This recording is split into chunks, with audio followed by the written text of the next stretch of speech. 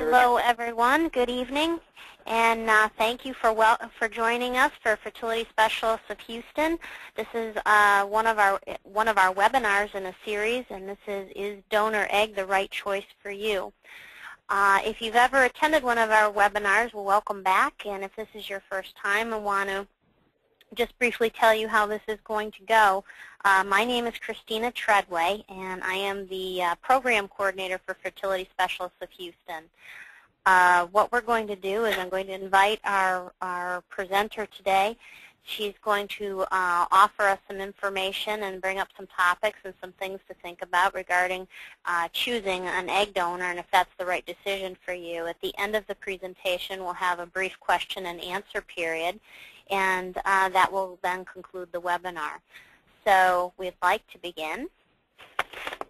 Is donor egg the right choice for you? And I'd like to introduce our presenter, Dr. Irina Milentijevic. She's a licensed psychologist here at Fertility Specialists of Houston. Dr. Irina. Good evening, everyone. My name is Dr. Irina Milentijevic. I'm a psychologist at the Fertility Specialists of Houston, and I help actually individuals and couples who are trying to have family, also through egg donation. What we'll be talking today is actually, these are the issues that we'll be covering. Reasons why someone may need an egg donor, how to get your mind around it. Then we'll compare adoption and egg donation, common issues that come for couples who are using egg donor, and certainly practical issues of how to choose your donor.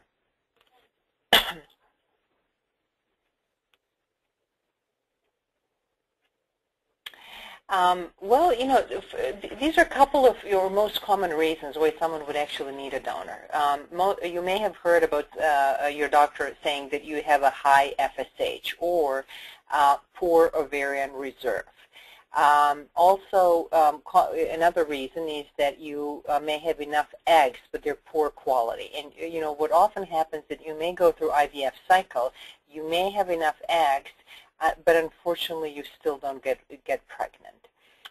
Often women who carry certain genetic diseases, they don't want to pass to their child, and most often, I think most common reason is actually woman's age, which can be anywhere from late 30s, and I think most common or most often is women who are there in their early, mid, and even late 40s may need an egg donor to get pregnant. Well, I probably the most challenging thing is actually how to get your mind about, and accepting the idea of using an egg donor. And, first thing that, we encourage you to assess what can you do? Assess your situation and see if you can still use your eggs. For example, does that mean getting a second opinion? Does that mean, going through another IVF cycle? That, later on when you look at, your situation, you can say, well, I have done everything. I have done really everything that I could have. And I had no more choices, no more options. And really using an egg donor was the only choice that was left to me if I wanted to get pregnant. That you can, when you look back, that you really don't have any regrets, that maybe if you have only done that you would have felt, better or different. Then, think about what other choices do you have? Have you considered adoption? Have you even considered embryo adoption? Do you even know what embryo adoption is? Think about what other choices you may have to start your own family. And then, also explore your motivation to have a family or to actually to be a parent. What is important for you? Is it important for you to be pregnant, to experience pregnancy and birth? Is it important for you to actually pass on your own genes and blend your genes with your partner and then pass them on to your child? Or is it the family, the parenting experience, an experience of having the family itself?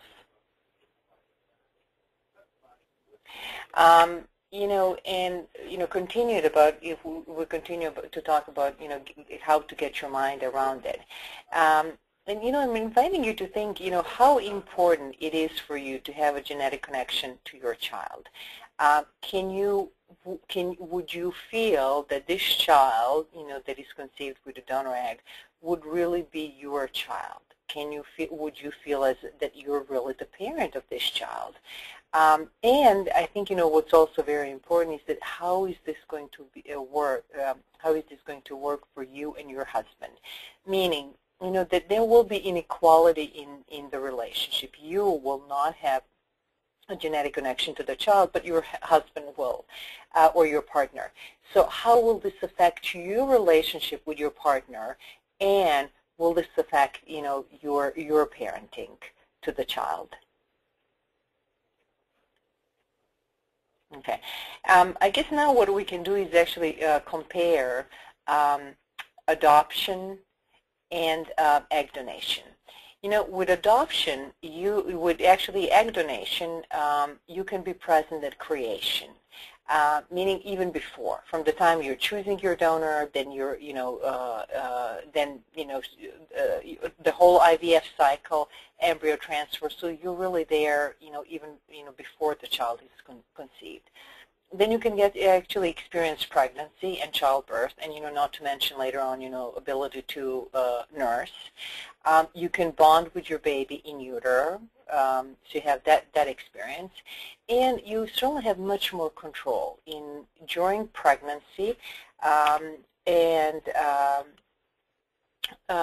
pregnancy, all prenatal care that you can get, and the outcome of pregnancy. And finally, there's no involvement of third party after the child is born. Donor actually stop their involvement after their egg donation. There's also legal contract, that she signs, stating that she she will not be involved. Neither does she have right to any of the offsprings once they're created. Okay. Well, let's look at now what is the advantage of adoption to egg donation.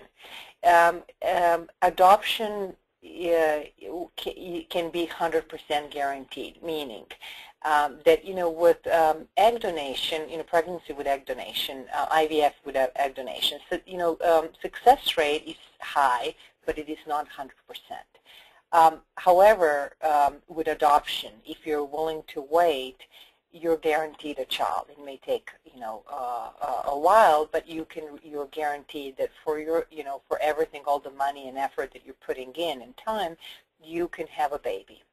Then you have actually equality of the relationship. Neither you or your partner will be genetically related to the child. So you will be kind of like on equal ground in terms of your own relationship and your relationship to the child. And you can get a tax break for I think part of the expenses that you would spend on for your adoption fees. Common issues that come up for couples who are using an egg donor is that their husband and wife can move at a different pace, and it can be very there are different situations. What can happen is that sometimes husband is more willing and motivated to move forward, while his wife is hesitant and she's not sure, and the husband feels, well, I have